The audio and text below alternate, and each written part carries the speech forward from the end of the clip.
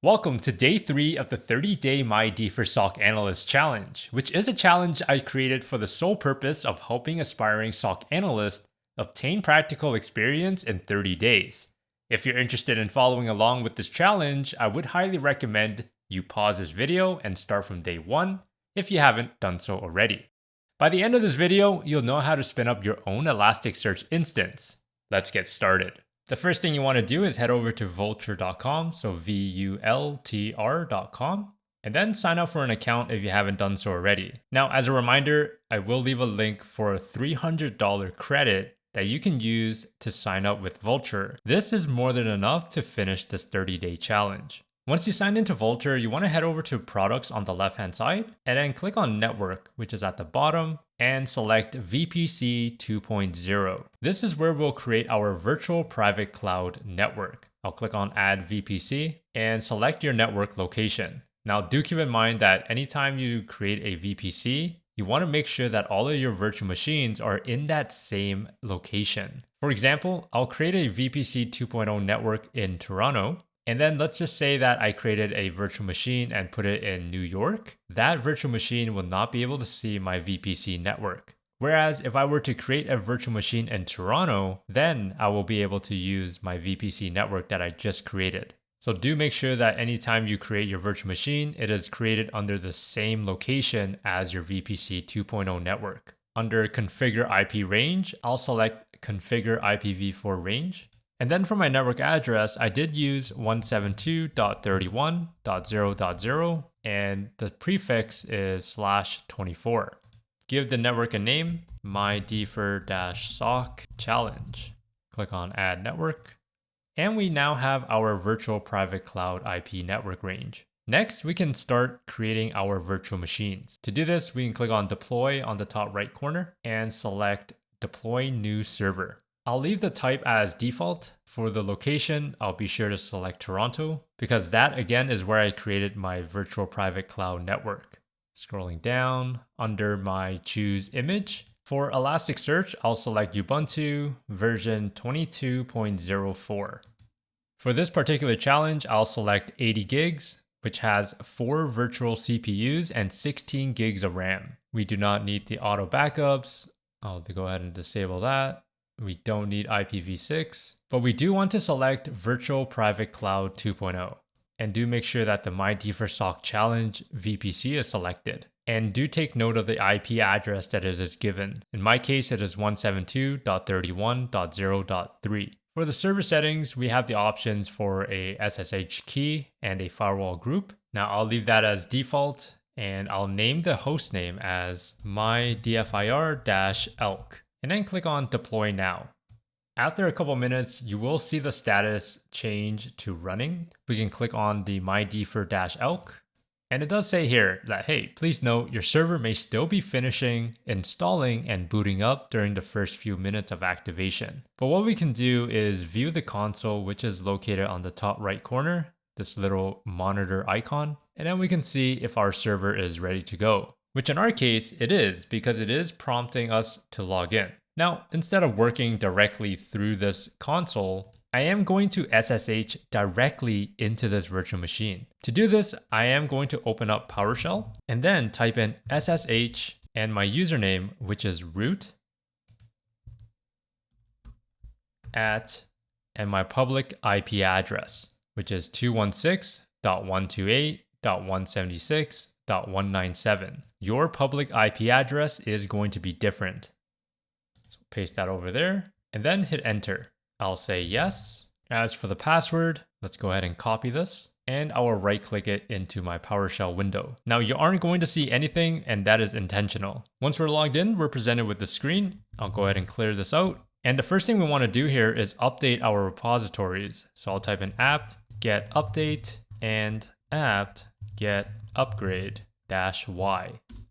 Once you see the screen, go ahead and hit enter and we're good to go. Clear out the screen again. And now we're ready to install Elastic. To do this, I'm going to search up Elasticsearch and click on download Elasticsearch. For the platform, I am going to select deb x86_64. And I'll hover over this big blue button here, right click it, and select copy link address. Head over to my PowerShell, type in wget, right click, and enter. Once my file has been downloaded, I'll clear out the screen, type in ls just to make sure it's there, and it is. As of recording, Elasticsearch version is 8.15. Now, depending on when you're watching this, there might be a newer version, but the process should be the same. To install our Elasticsearch, I will type in dpkg-i Elasticsearch and hit tab for auto completion and enter.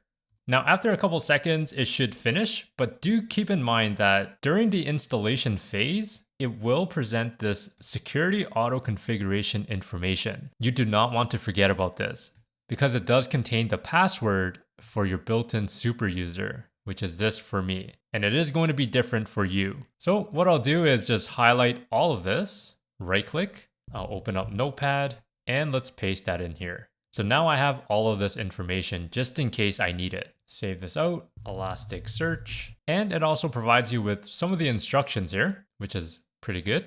Now let's say that for some reason you completely forgot about copying the security auto configuration information. How do you get that password? Well, what you'll need to do is reset the password for the user that was created, which in our case is Elastic. And thankfully it provides the command right here.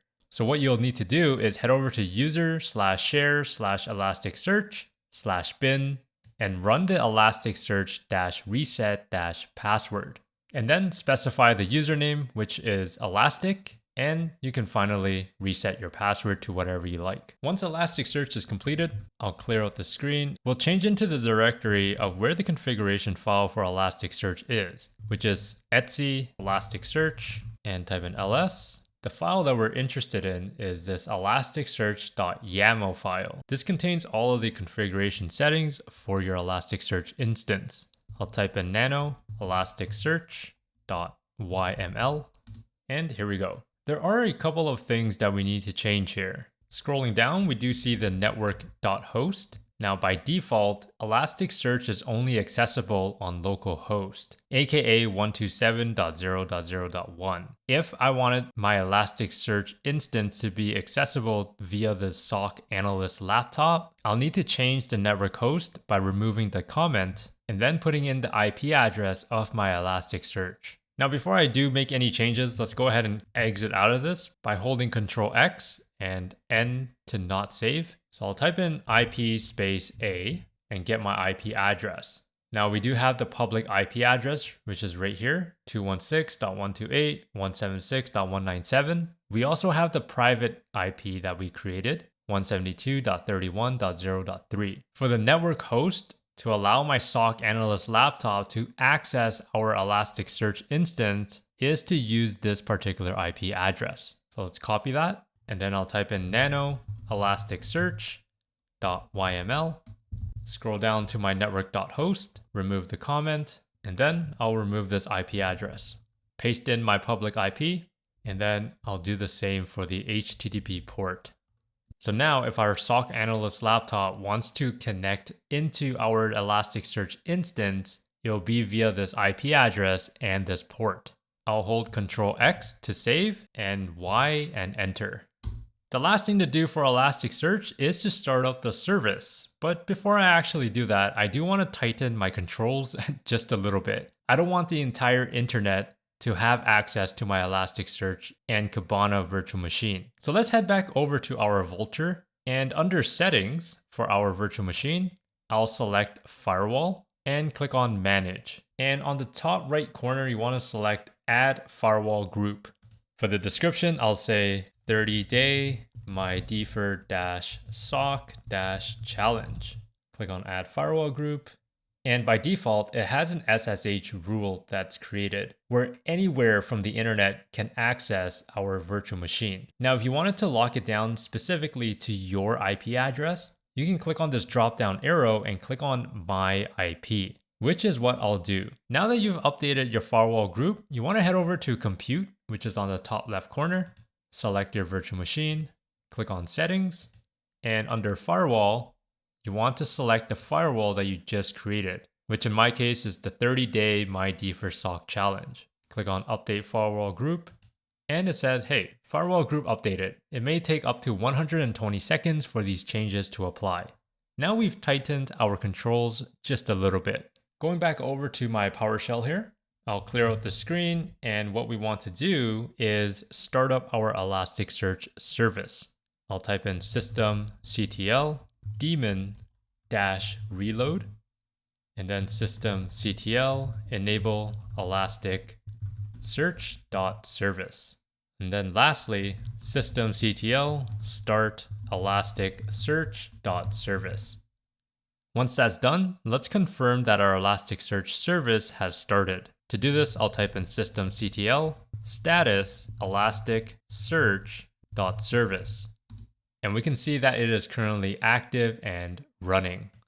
You have successfully installed Elasticsearch, and in the next video, we'll go over how to set up Kibana, which again will allow us the capability to search across our Elasticsearch instance with a web GUI.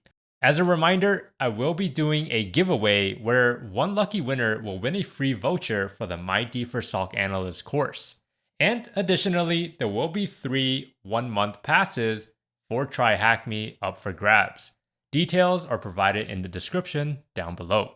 If you're an aspiring SOC analyst, I would highly encourage you try and participate to level up your practical skills. Thank you so much for watching, and subscribe if you want to. Remember to stay curious and do things differently.